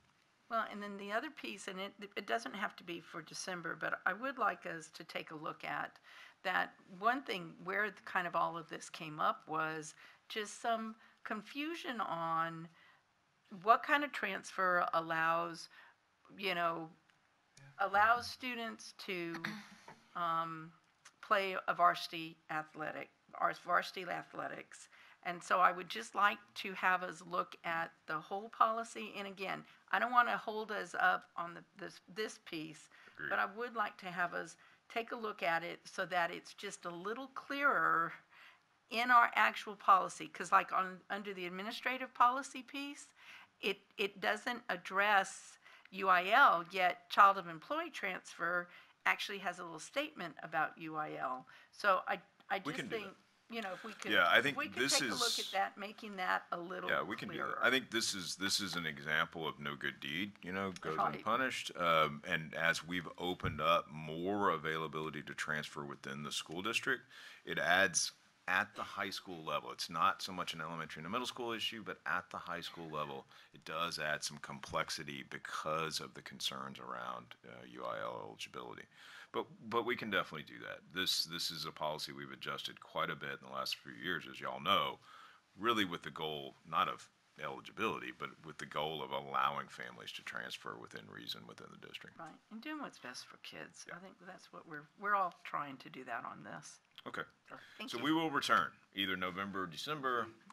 We'll get some clarification on kind of a solid standing with the UIL, but initial conversation sounded good. Thank you. Dr. Harrell? Did you, okay. Any, Mr. Medina? No, I'm sorry. Okay. Is there anyone else? Bobby? What are y'all doing over there? Mr. Blunt. I'm sorry. What in the world? No, I guess a couple of things related to. I know it's first reading, but having been one that was impacted in my high school years back, I think y'all know, went to 3 different high schools, and I sort of faced this situation to some degree. So that, although it was a long time ago, I can sort of relate to the conversation. I'm very pleased that we are identifying at least potentially for full-time active duty military. I will add, I guess the retroactive is pretty important because I do know some individuals in the community that are waiting on sort of what's going to happen here because of sports in November, et cetera. So the sooner we can, without rushing it, and I know they'd be pleased, whatever the decision is. Our goal, Mr. Blunt, is to bring it back to the board for consideration in November. Okay, thank you. Okay. Dr. Harr, I'm sorry, your light is on. Did you have any? No. Okay, I'm just checking. Okay. I saw her do it. Just checking. I saw her do it. Maybe it's because Halloween's coming. I don't know. No, it's you can't turn it off. Only I can turn it off. Okay. All right. Next item on the agenda is the 2022 Citizens Bond Advisory Committee. Yes, ma'am. What you have before you is a draft of what we have so far, largely made up of a couple of board nominations and 2018 Citizens Bond Committee members who have indicated they would like to continue once we begin the meetings of the 2022 work. And so that is before you.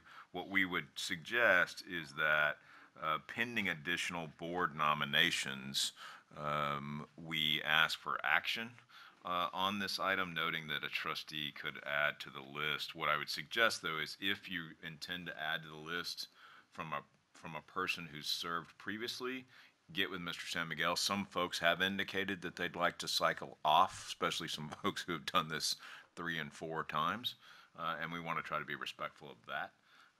But pending additional trustee nominees, we'd like to suggest consideration of the list so that we can start sending invitations for the first meeting of that committee. So to this one, can we add somebody now so that we can? I think if you'll just get with Mr. San Miguel, we'll add that. All right. It would be Trustee Katie Reed. I think she would love to do that. All right. So this is an item for approval. Is there a motion? Okay, there's a motion and a second to approve the 2022 Citizens Bond Advisory Committee with the idea that trustees may submit additional names. Yes, Ms. Chumley. Okay, that's the only thing is so we're saying that we're going to approve the list we have now, but then any others that are trustee nominated that go to Leroy are considered approved as well, Correct. right? That's Okay. the way I understand. Okay. Okay. But the sooner the better, because we do need to set a meeting with that group. I move approval. Did we already have a motion? Do we Yeah, we already had a have motion. one out there? Oh, I'm Yeah. sorry, I didn't know we already had But one. quite honestly, I don't remember if we had a second. Did we have a second? Okay, so we Okay, have a motion great. and a Sorry. second already. Any other discussion? All those in favor signify by saying aye. Aye. All those opposed, same sign. All right, motion carries. Next item on the agenda is board superintendent goals. So, Ms. Freeman and members, after some comment the last time we brought this for the board's consideration, we went back through academics committee and bring some relatively small tweaks to goal 4. There's a pretty complicated markup that's attached to the agenda, and then there's a clean version as well, and that did go through academics committee. So would ask for consideration. Okay. Dr. Harrell as chair of academics. Oh, I'm sorry. I apologize. Mr. Medina?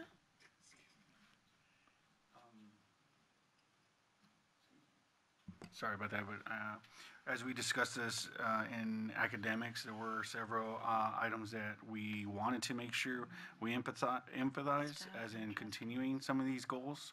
And so most of that is accountability for our academic success, as well as perception of Northside ISD's experience, making sure that all our students are successful academically, and as they transition from elementary to middle school and middle school to high school, that they're welcome and that they have the services needed that for them to be well-rounded learners. And so I move for approval. Okay. Is it for approval? Yes, okay. it is for approval. So we actually have a working draft. Help me with this. We have a working draft June 2022, and then we have 2 items here. Yeah, the working draft is that kind of now complicated markup that goes all the way back to the history, through all the history of the changes made from the previous year, and then the other attachment is a clean copy of the board superintendent goals. Okay. So we have a motion. Is there a second? I had a real quick question. Sure. I'm trying to see under, and help me, on goal 4, just for the, I see it now, sorry, I didn't scroll all the way down. But one thing, those of you, I think it was just Joseph, Bobby, and I were at academics, we added number 7 on goal 4, create a plan for secondary social emotional learning implementations to look at middle school and high school with some more specificity. So that was new. So I guess they'll spend this year looking at a plan. Okay, I'm looking between the 2 of them. Oh, I'm sorry. Go to the second one. Go to the second, the clean one. But on, okay. 2 attachments. I'll wait, Carol. Okay. Yeah. Sorry, I did it again. It's okay. Ms. Chumley? So, because I thought that on, okay, so the first bullet under the second goal, and it shows on the draft, I thought we took, so what I'm showing it was improve student performance on measures of student, on measures, of student performance for all student groups. I thought we took star out of it. We did. But That's a good we, point. but we, It's in there. but we didn't. No, It Not didn't. in the clean. First one, but it's not in the second, you're right. Janice, are you seeing that? Yeah, it was hard to read from so that can just be crossed Yeah, you're right. I remember that conversation. There's a lot of joy in crossing through. No, there is, and we need to take advantage of So that. is performance on just any academic measure? Well, No, we said multiple measures. multiple measures. That the whole purpose was we weren't going to focus on STAR. It was that we would use multiples, student measures. Things like that. Yeah, good catch. Okay.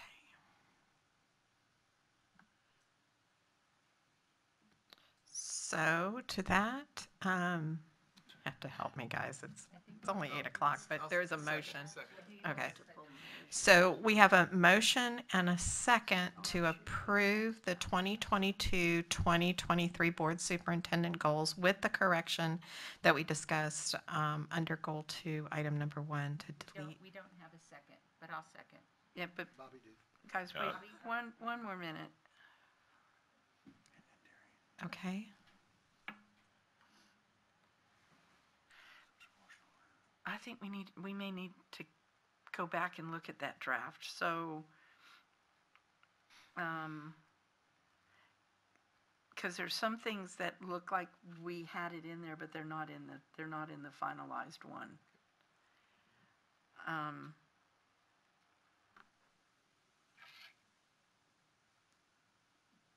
Because I thought, okay, so let me go back. Let me find it, guys. Just one moment.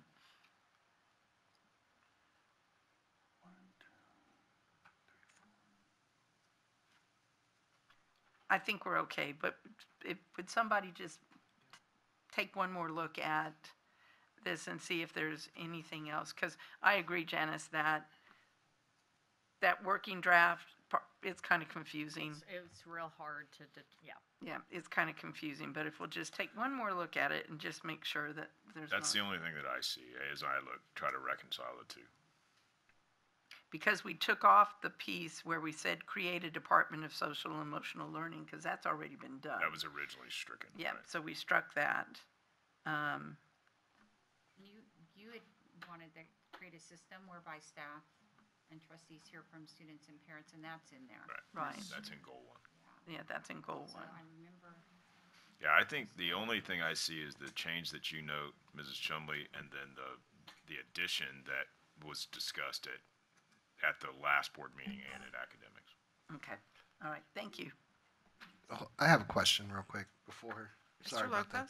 Lopez? On improved perception of Northside School experience, where it says families raising middle school and high school, what exactly is that? What is that leading to? That's about not having families transition out of the district in those big change years from 5th to 6th and 8th to 9th. That's the goal. Oh, there. okay. It's also a place where we gain a lot of students, frankly. Sure. But yeah, or they come back, right? Or for whatever reason. Yeah. Okay. Anybody else? Mr. Blunt? No, I was going to say, just to be sure we, on the motion, is it to accept the working draft, just to be clear on that? Because that's the one that we know has the correct version in it. Or just, what if we do the, Well, the working draft doesn't have the addition. Oh, it doesn't? No, it doesn't. Oh, okay, never mind. Okay, So as long as we clarify accept the this corrections. with with that multiple change. measures of Right. accountability. Okay. The clean version with the change that Mrs. Chumley noted. Can you do that, Joseph? Because you made the motion, right? Okay, I can redo that. Excuse me. Motion to accept the board superintendent goals with the improvement of the second goal, improve student performance with multiple measures, cross tests and levels and student groups. All right, I'll second it. Okay, so we have, Any other changes or just was that? no, just that, I Okay. think just that one, right? I want to make sure I got that. So now we have a motion and a second to approve the board superintendent goals with that correction under goal 2, item number 1, where we cross out STAR. Any other discussion questions? All those in favor, please signify by saying aye. Aye. All those opposed, same sign. Motion carries. Yay. Next item, future agenda items, Dr. Woods. Yes, ma'am. Obviously, we have a list of items we're carrying for our November meeting in your folder. We've all got a number of other items in there for you. There is a pin, a lapel pin for Cast Teach that we felt like some of you might have and others of you didn't, so we want to make sure you got it. There is a Red Ribbon Week, both kind of memo as well as an actual red ribbon. And then 3 invitations, one to the John Jay Science and Engineering 25th anniversary, which is this week, Monroe May Elementary School 25th anniversary, which is next week, and the Sonia Sotomayor High School dedication event, which is early next month. So all 3 of those invitations are included in your So packet. lots of stuff going on. Yes, ma'am. All As right. always. Okay, so that concludes our open meetings section. Now, we did plan to have a board picture that I think we're like 14 or 15 months delayed on that. Is it okay with everybody if we do the board picture before executive session? Sure. Okay, so I think there'll probably be about 15 minutes before we move around. The executive session will start immediately after, or there'll be 5 minutes. No, we won't. If you need to take a break now, and we'll start executive session immediately after we do the board picture. In the superintendent's office. 2019. That was a long time ago. All right, folks. So the Board of Trustees on October 25th, 2022, to be precise, beginning right after the board picture, will convene and close meeting in accordance with Texas Government Code Section 551.071, 072, 73, 74, 76, 82, and 84.